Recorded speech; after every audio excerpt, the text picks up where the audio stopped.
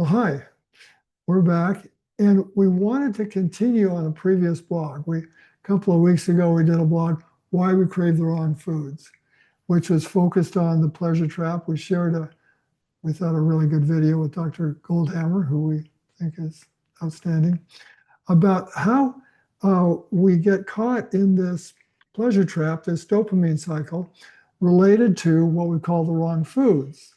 The wrong foods being what? High calorie, ultra processed, low nutrient dense foods that don't support our bodies to really thrive.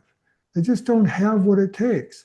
But we crave them because the high caloric content stimulates dopamine, and it's like that is a driver for give me more of that. Yeah, well, I also see another aspect in all the people that I've worked with. Besides the dopamine hit, what drives us to eat the wrong foods or to eat too much even of the right foods is we want to avoid a feeling. We don't want to feel something unpleasant, and we use food often to calm that feeling because it's immediate and we are convinced it's because of what's outside of me that's caused it. So what's outside of me can fix it. Yeah. So this is why we crave the wrong foods part 2, because as valuable as it is to understand this cycle that drives us to want to eat the wrong foods. Why do the wrong foods even come up in our awareness? It's because of this dopamine cycle. There's nothing wrong with us. We aren't doing something wrong. It's built in. But where we found we needed to go a little further, because this all came out of when we saw our clients have really great success with shifting to whole food plant-based. And then over time, we wouldn't see them and we'd see them again. And some of them had gained the weight again or were experiencing the symptoms of the problem that they came to us for and had resolved. So it's like they know what to do. Why are they no longer doing it? So we started with explaining the pleasure trap to them. And well, that was interesting, but it didn't change things because, again, it was knowing what to do or what's causing it, but it wasn't resolving the feelings that they were trying to shift, that they used the food to shift. They wanted to get rid of the feelings, which, again, is perfectly natural. That wanting to get rid of a feeling of frustration or anger or sadness, loneliness, that have people sometimes reaching for food is the natural impetus of our life, of our bodies, to come back to balance, to come back to peace, to come back to the love that we are. There's nothing wrong with that. But where we get off base, and this is what we found that finally took us upstream from the pleasure trap to help our clients really turn this why do we crave wrong foods around, take us upstream to see that it's not the food and it's not the circumstance. Like Connie was saying, the misunderstanding, the misinterpretation where things start going wrong is when it looks like the reason I feel this way is because of what's happening here now. Yeah, what's happening to me. Circumstances are creating my reality. Yeah, I lost my job. Somebody criticized me. We got a great story from a client who was working on her iPad. Everything was going good, and then suddenly it went wonky. And she tried all of her usual fixes, and it didn't work. And the frustration was building, and she said, all of a sudden I found myself in the kitchen with a brownie in my hand. And we had talked to her about this. And so she was starting to catch on to how this works. And she realized, she said, oh, so this brownie is supposed to fix my iPad? And it's like, well, that's what happens when something comes up, a circumstance occurs, And we can't, and it brings up these kind of negative feelings, this discomfort in our lives. Our bodies say, let's get back to peace. How do we get back to balance here? And if it can't figure out how to fix the iPad, then it wants to deal with the feeling. If I can just get out of this feeling, because that's what I want to fix the iPad for. It isn't about the iPad, it's about the feeling that I want to get away from. So when we see that it's never going to work to just know that we eat the wrong foods when we get in these feelings, we have to figure out how to resolve the feelings.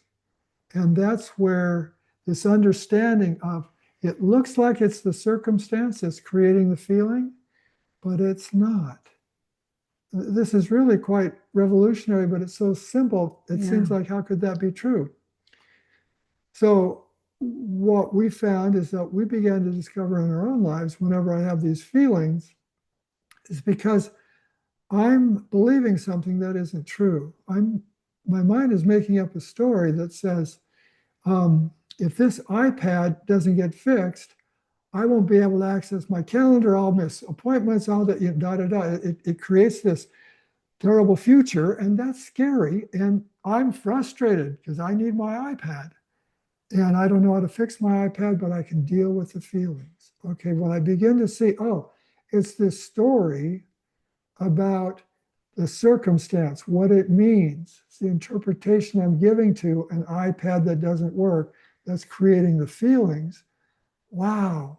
I pause and I look at that story, and is that really true? Well, I'll probably find somebody who can fix it, or I'll figure out another way. I've got an iWatch that gives me a calendar to, it's like when I find a way to let go of the story that's driving the feeling, then I'm beginning to experience the way, what we say, the way life really works, which is from the inside out, not the outside in.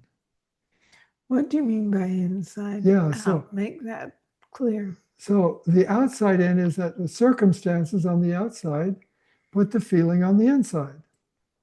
When I begin to recognize that it's my thinking about the circumstance that's creating the feeling, I can begin to see how I'm generating the feeling from the inside. Yeah. And that outside circumstance is actually quite neutral. It's just my iPad isn't working. But the feelings, now something that helped me kind of believe this so that I could test it, because we don't want you to just believe what we're saying and take on another, oh, this is how it works. So we turn it into a formula and something to do. This isn't a doing thing. We don't turn this around by doing something different. We do it by relating to something differently.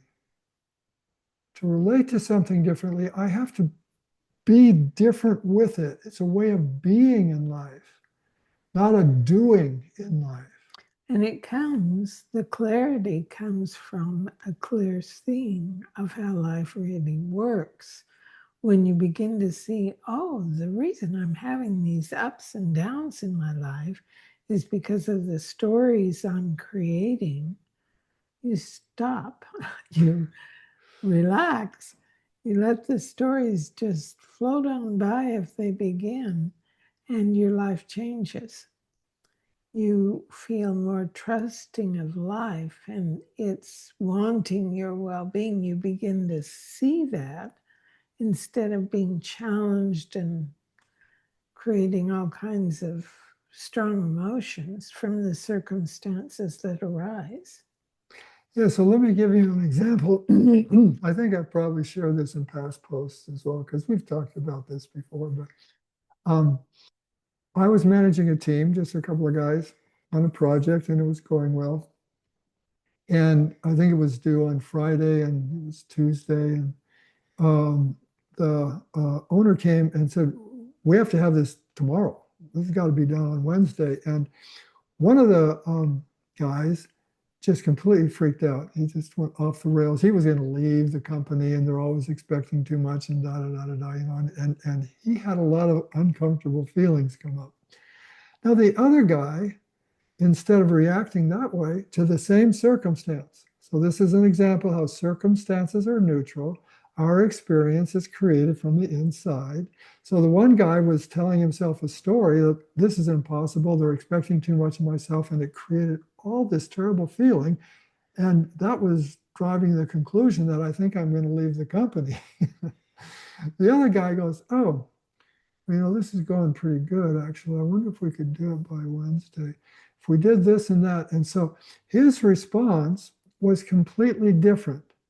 So can you see how the circumstance was neutral? One guy went off the rails. The other guy, instead of going off the rails, he used it in a way to look deeper within. Is there a way to do this, to really draw on capacities that we probably wouldn't have drawn on if we had all that time until Friday? So what was different is the way that he was being in the situation. He was like being open to accept what is. The first guy was going, this shouldn't be happening. They shouldn't expect this. That resistance to life as it is always creates the friction that creates the fire inside and the discomfort. The other guy was like, oh, geez, that's quite a challenge. But he was willing to kind of accept, to bring in, to really face what is in this moment is that they're asking us to have it done by Wednesday. Okay.